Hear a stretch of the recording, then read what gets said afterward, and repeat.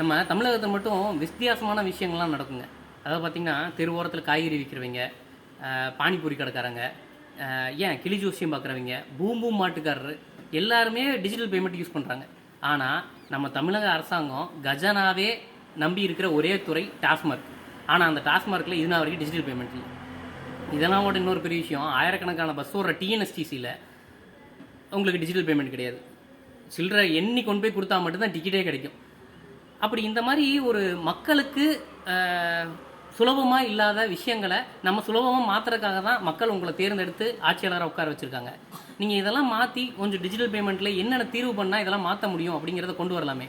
அதுபோக இந்த காசெல்லாம் உண்மையாலுமே அரசாங்கத்து தான் போகுதா அப்படிங்கிற ஒரு கேள்வி எழுது. ஏன் இதெல்லாம் டிஜிட்டல் பேமெண்ட் இன்னும் மாற்றாமல் வச்சுருக்கீங்க?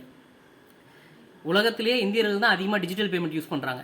ஏன் தமிழ்நாட்டிலேயே ஏகப்பட்ட பேர் டிஜிட்டல் பேமெண்ட்டில் தான் யூஸ் பண்ணிருக்காங்க. அப்படி இருக்கும்போது ஏன் நீங்கள் டிஜிட்டல் பேமெண்ட்டுக்குள்ளே இன்னும் உள்ளே வரல? இந்த கேள்விக்கான பதிலை எதிர்நோக்கி காற்றுக்கொண்டுள்ளோம்.